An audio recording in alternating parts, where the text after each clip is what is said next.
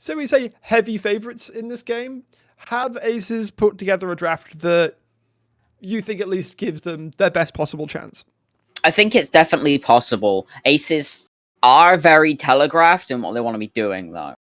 Their primary engage option is looking at Volibear Camille, and they are two very telegraphed champions at diving in. So, generally speaking, they're going to have to be very, very careful in how they look to engage, because if they do it too linearly, then Leões Porto Salvo will just have free reign. Alrighty, and we are getting onto the Rift for this game. Aces versus LPS. And already potential spice coming out. Bacalao. It is Mr. Bacalao actually playing. It's pretty much entirely the team that we have seen this. Oh, it's so good to see these guys again. They did a fantastic job in the Red Gaming League. I won't talk too much about that, obviously, different broadcast. But they did pretty well in the Diamond League. And, well, as we've already set up expectations, obviously. LPS, very strong team. Have to see what these guys can do.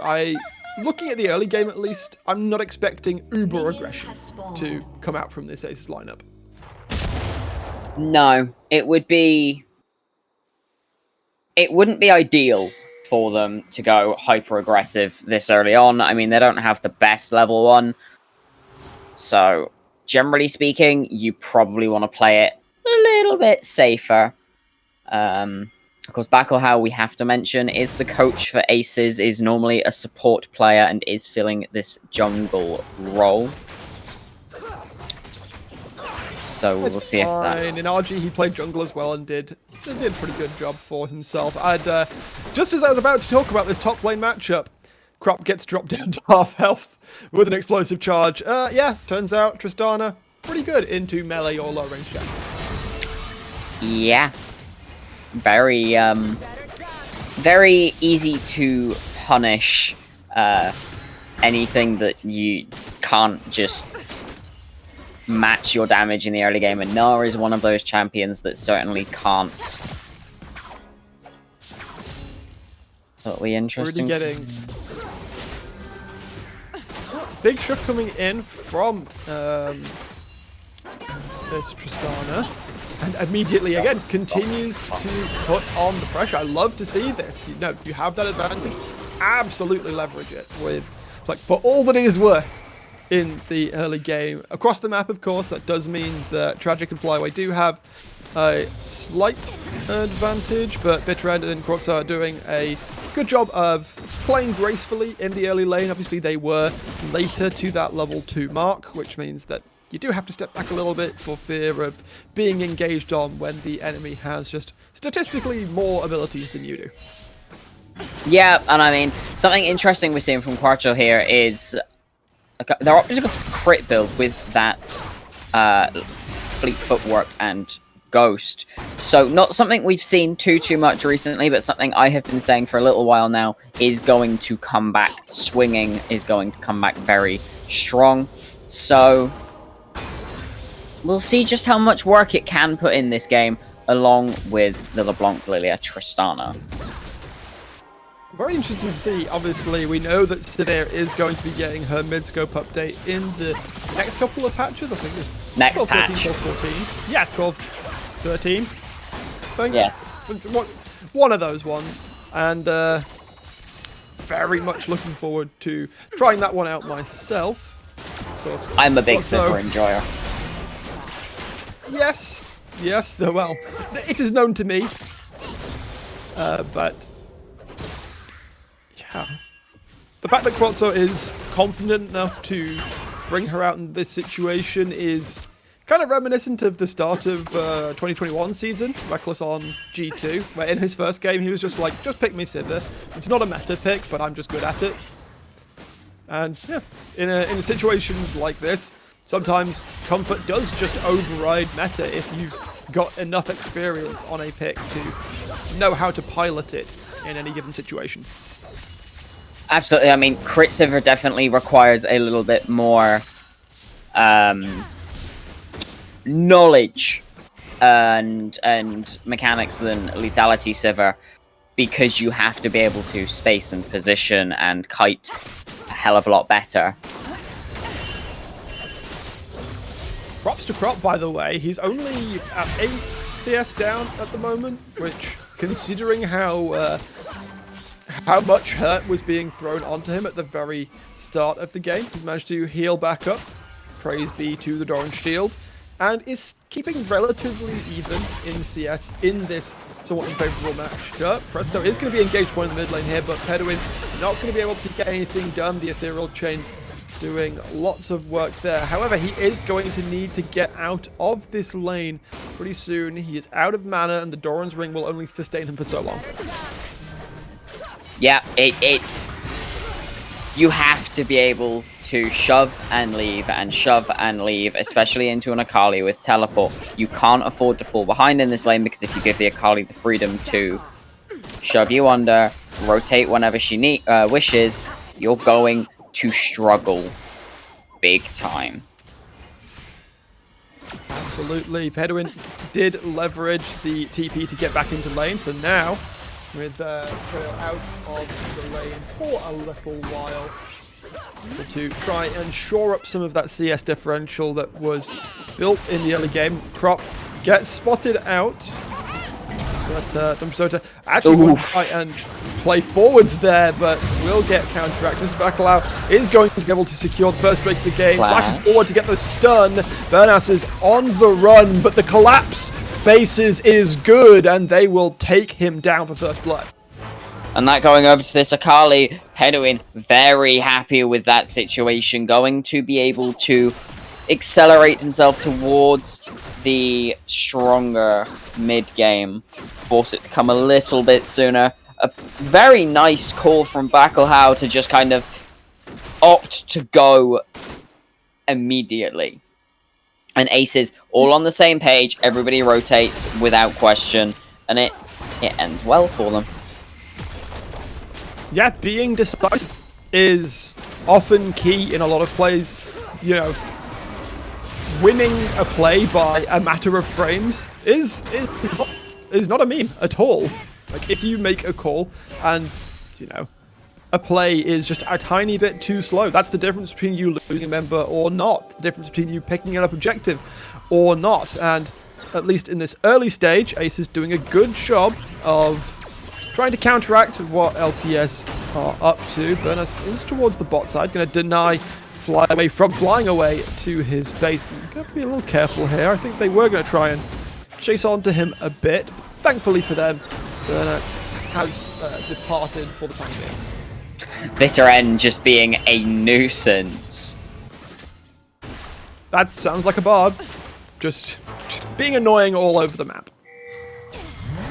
Ooh, Bacalhau though, spotted out, drops the Sky Splitter, will be able to absorb a good chunk of damage, but again, 3 members roaming into the jungle. Crop able to get out of lane against this Tristana. This should not be happening unless he's, you know, sacrificing a lot of farm to do it, but the wave state is basically even right now.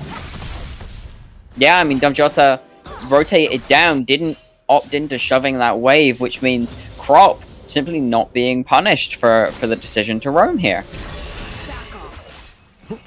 And this time it'll be Quatso who gets caught out on the attempted recall. The chase is there, but On the Hunt should be able to get him out and away from this one. Meanwhile, Predator trying to get onto Pedowin, but look, lo and behold, able to pick up the Mercury's Treads nice and early. Pedowin not going to try for high progression, high flashiness with the perfect execution.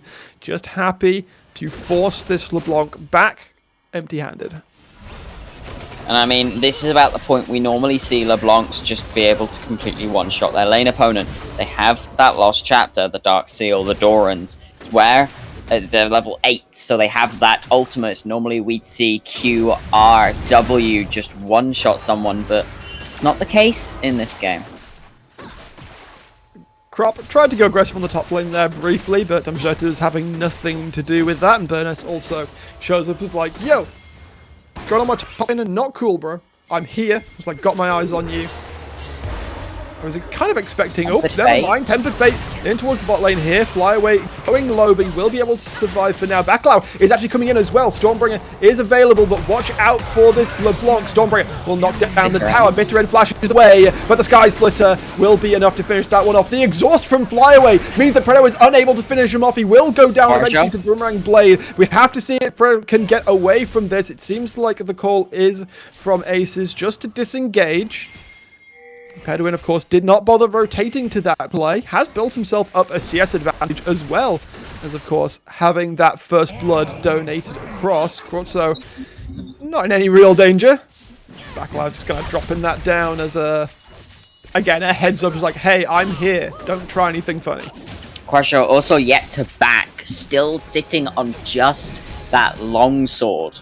So I'll be interested to see how much gold this Sivir actually has in pocket, having picked up that kill, sitting on 92 farm. Yeah, 3.2k. Got 3.2k to go and spend. You've got your full Kraken Slayer on the back of that. Yeah, the fact that Aces are delaying this back as much as possible, in one sense, is good. Bacalao currently hanging around to the bot side, but is not going to be able to get anything done. Stormbringer, of course, not available right now, and both Flash and Ghost there for Crotch, so there wasn't really an option to look for the dive there. Okay, Quasho has spent their money, the full Kraken Slayer coming through already. On one hand, it was very good to delay the back, but you would have to punish them for it, and that simply didn't happen, and now they're coming back to lane with a pretty penny having been spent and handed over to Boris. Pedwin might have to keep an eye out here. If their chain does not catch on, however, Crotzo will be able to clear the wave very easily. In fact, Flyaway might need to fly away from this one. On the Hunt is already called. The Boomerang Blade damage, the pullback throw is a formality. Crotzo will be able to pick that one up. Bitter End just there to be cheerleader in that play.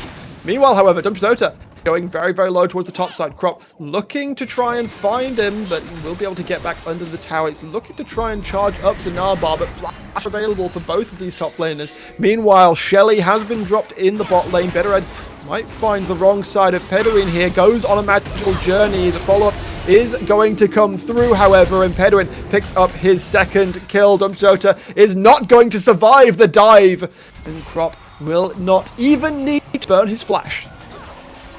Dumpy Jota getting a bit too big for his boots, saying, I can take this Tristana in this matchup. I'm not afraid of you. And being punished for it big time. In comes the ace in the hole, Burnus. You are in trouble, my friend. Locked down and taken down by the Stormbringer. The chase will not continue. Revolution will not be televised. But right now, Aces, I was going to say it's Aces high for Aces. Yeah, looking good. They've definitely shown they've got a couple of aces up their sleeve in this game. Both of the kills for Leões Porto Salvo. Oh no, Bitter End has to be forced to use a magical journey to get out of there sharpish. However, LPS, yeah, seeming a little bit behind on these plays. Aces pick up their second Drake and it's only the 13-minute mark. Yeah, the second Doomar Drake has gone across. We're looking at Hex Soul, which is good for both of these teams, generally speaking. And all of the kills for Leões Porto Salvo are on Quartzo. I mean, exactly where you'd want them to be, but unfortunately the rest of the team not quite as ahead as you'd like. Yeah, I mean, the fact that Predo is behind right now, 2 kills down and behind in CS, that's potentially worrying precedent. Absolutely is, especially when you consider typically this LeBlanc matchup, it's meant to win out in that Akali lane. Well, I guess Merc treads are just too good. That's what Pedwin's just too good. Take your pick. I mean, it could be both, right? These two are not mutually exclusive. We were saying Champion Select though. I mean, I'm gonna ruffle my collar a little bit. I said in Champion Select, or perhaps explained, that there's a good reason why you try to split the damage profile between your mid and jungler, and that's because you can itemize against it. If you don't, Pedwin picks up the Merc Treads, which immediately makes him just so much more durable against the likes of this MF MF, LB, and Lilia duo. And it's really paying dividends. Got 15 CS advantage, 2 kills up. Probably that combined puts him about probably 600, 700 gold ahead in the lane alone. On top of that, very close to picking up that Mythic, at which point Bedouin can really start trying to put the pain down. Yeah, looks like first tower will go across 2 parts though in that bot lane. The Tempest Fate lands on. There's the Temple Fate. Lands onto 2 backlap. Trying to find the ankle in though. This jungler is everywhere. Another Stormbringer. Quattro going to try and get through the magical journey. Bitterred will go through as well. But Flyaway has already gone through. There is the ace in the hole. One more will be handed across, and it's a double for Flyaway. And suddenly that lead you had in the bot lane, just kind of gone. It's just blowing up in smoke. You know how you were saying, Bacalao, coach, support main? He certainly isn't looking like one.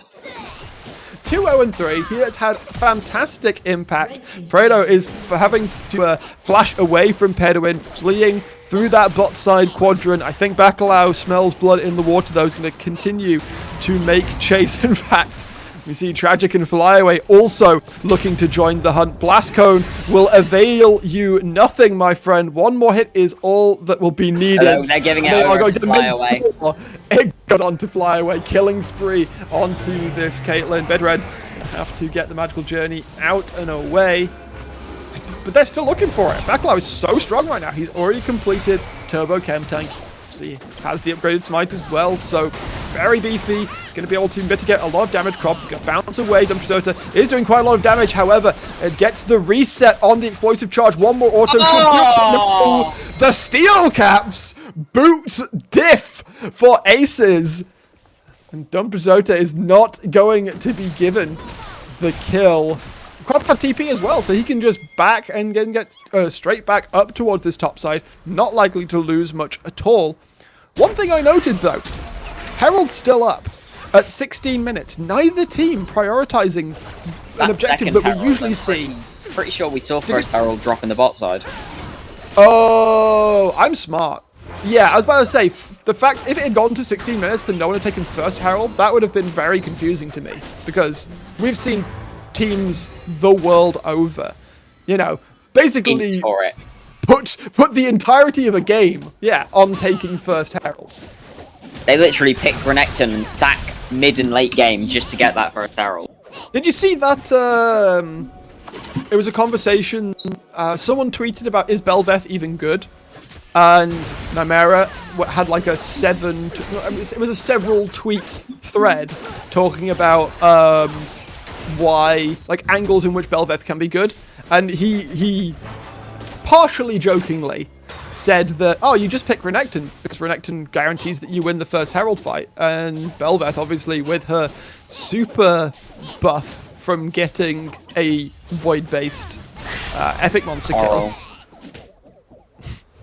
Carl? Coral. Oh, Coral, right, yes. Dumpzota is not looking too happy right now. Another kill will be handed across to Bedouin, and LPS are meant to be favorites here. They are taking wins over high-tier LP LoL teams, but right now, Ace is kind of making them look like jokers here. Yeah, Leões Porto Salvo, they did very well. From what I recall, they did very well in LP LoL 2nd Division. Aces coming in and playing the Heartbreaker. Absolutely. Like, we're just looking at LP LoL. LPS came from a win streak, looking like a great team. Aces lost to Sailor, which is one of the teams that LPS beat. Oh, Flyway, caught by the Tempted Fate, but will immediately be able to use the 90 cal net to get away from that. Dumpzota going to force Tragic under the tower. Drowsy will come out onto Bacalao. We'll be able to get away from this one. Bedouin flashes, but will not be able to survive the bloodbath. Oh my god! How do you not block that? Weaving it. Threading needle. Right onto Burners. Crop going to be dropping very low here. The Gnar will be able to keep him relatively safe. Predator trying to do enough damage to finish this one off. The ethereal chains are just a little bit too long, but Flyaway has got the damage and is not afraid to step forward into this. Again, trying to do something, but it's Flyaway who is completely untouched. Backline was just racking them up for him. Now Pato and Quartzo both very, very low. He will go down for this, but Flyweight will be able to flash forwards and claim that ace in the hole. Not quite back off cooldown just yet.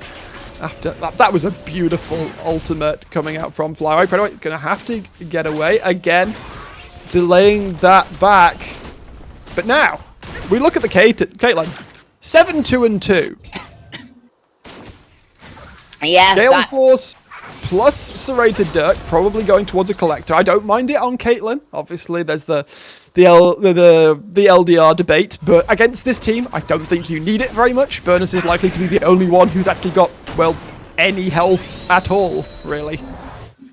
Yeah, and I mean, generally speaking, this is what you want for a Caitlyn. You want the Caitlyn to be able to just snowball.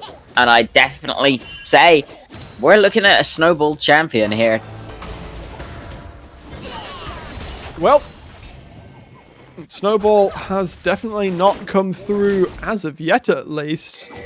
Oh, wait, no, hang on. I'm talking about the wrong team. Wow, brain lag. Good job, Rakish. Can you tell us about today? 7-2-2. Flyaway, yeah, is starting to fly away with the game. You're just going to keep on shoving this pressure into the mid lane. Predator, look at that damage! Or rather, the lack of damage from this LeBlanc. That was, in theory, what was meant to be a full burst onto Flyaway. It barely even broke through the Janna shield. And I mean, 2 minutes... 2 minutes time, we see Soul Point. Or we see Soul Fight, rather. Soul Point has already been achieved. And if this Soul goes across uncontested, I get very, very concerned for LPS. Once again, Bacalao looking to go forwards. The stun does land to prevent the hard engage. You see the kite back coming through. Gorzo is doing good damage. The objective bounty will be claimed onto the mid lane tower, but the follow-up just isn't there because where's the engage angle on this LPS draft? Non-existent.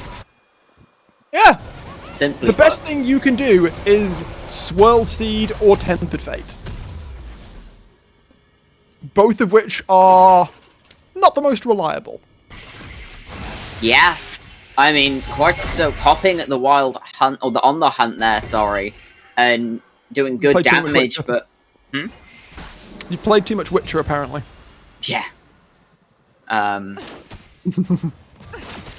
Look at Flyway. Just like, like, yeah, I was like, I have auto range, so what? And this Caitlyn started out 0-2-2. Yeah, this is basically that high school kid that, grew up, like, gets really successful afterwards.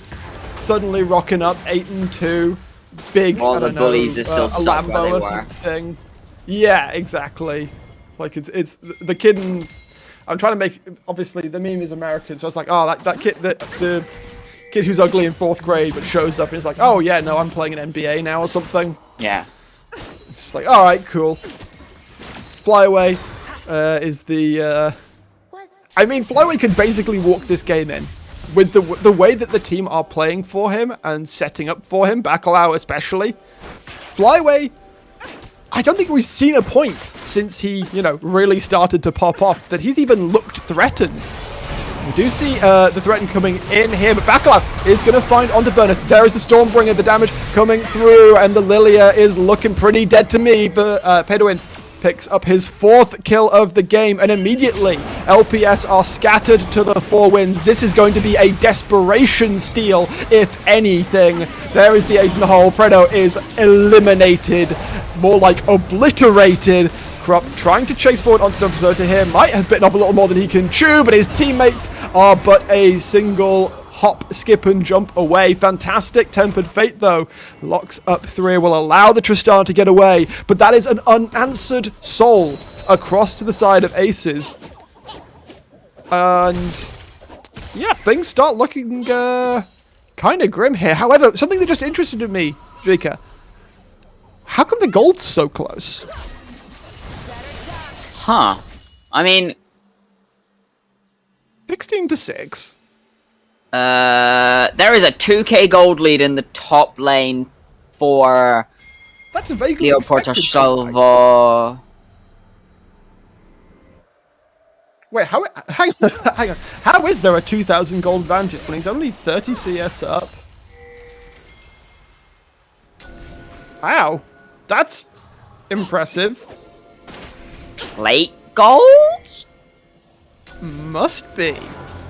I can't think of what else it'd be, because in terms of tower takes, we see all of the outer towers are gone, but none of the inners have gone down, so that big standing gold infusion hasn't come through for either of these teams yet. In fact, that might be a good part of the reason why aces aren't fully popping off just yet. Pedowin looking for Dumpster here. We'll see if he wants to go all in. Nope, decides discretion is the better part of valor here, and I would happen to agree, especially since Quatso was closing in.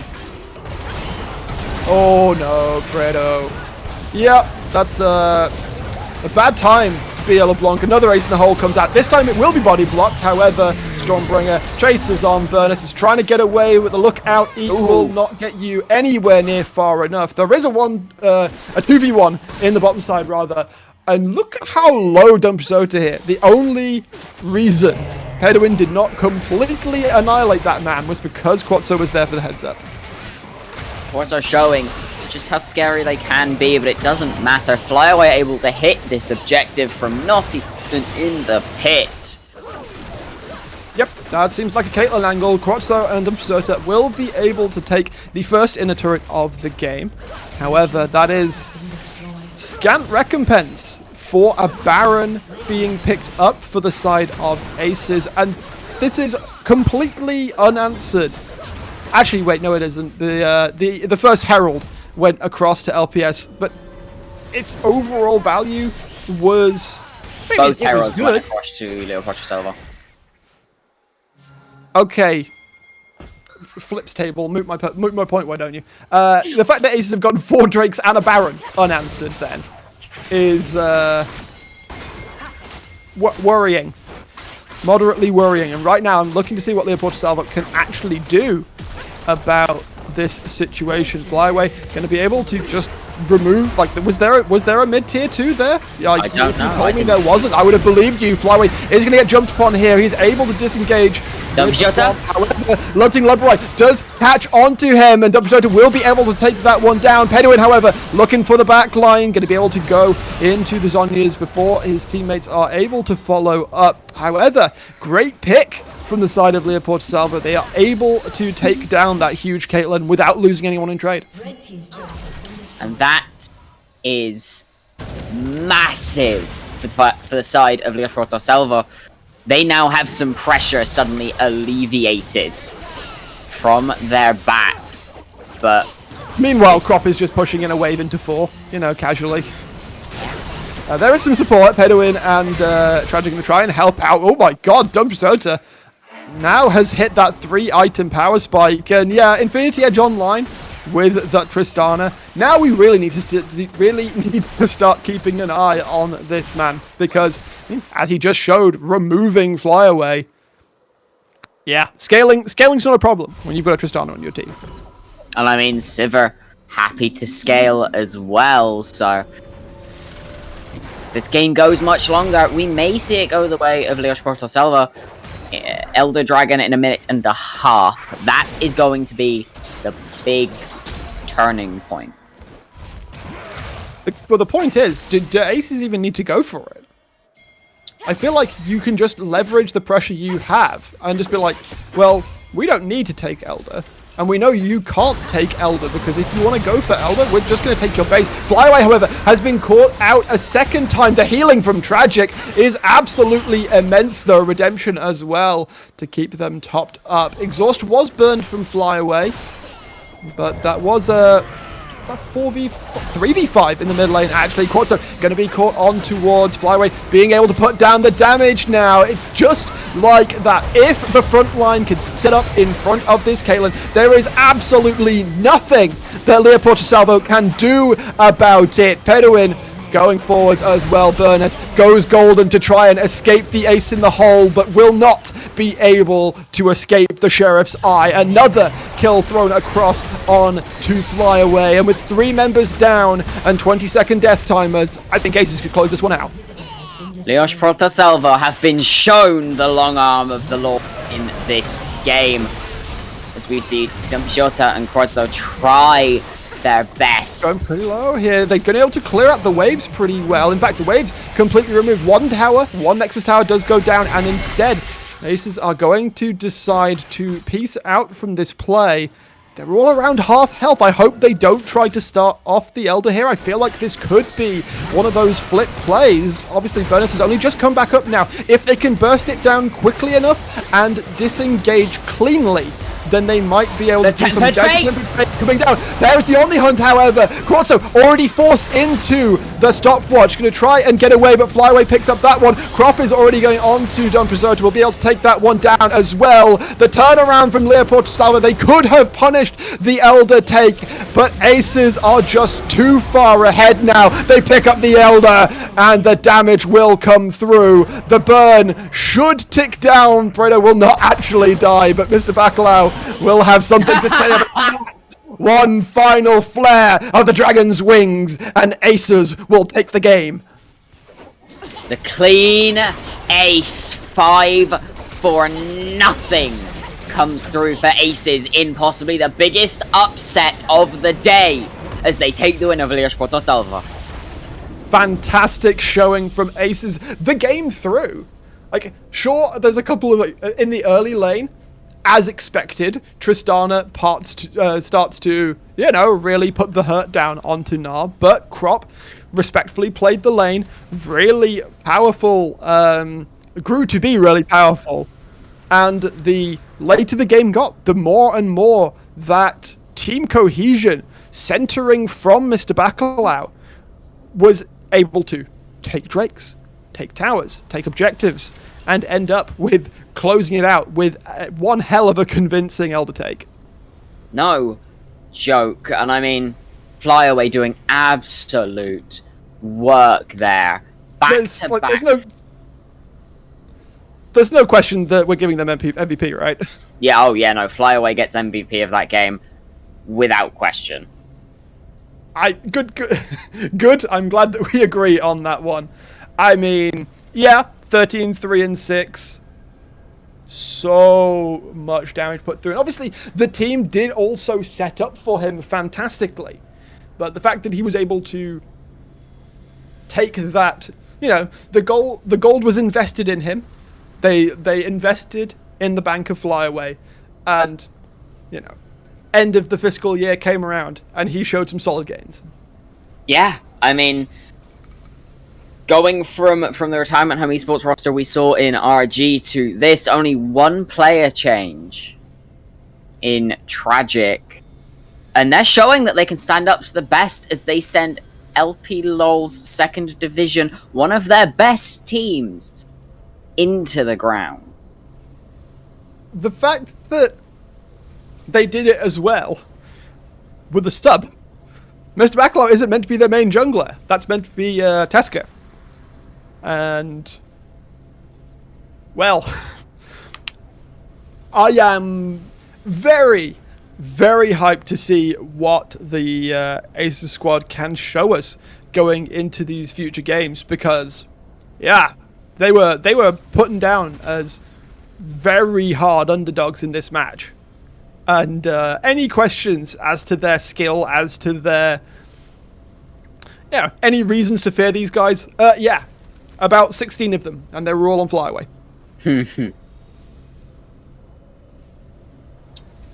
Yeah, I mean, Aces, they really came in with the upset and, generally speaking, flew away with the game. So, there's we're going to stop making Flyaway puns now. We're going to stop making Flyaway puns now, I promise, guys. All right, we are going to throw it to a break while we sort out the next game, so do not go anywhere. We'll be back in a few minutes. More HOFL action coming up.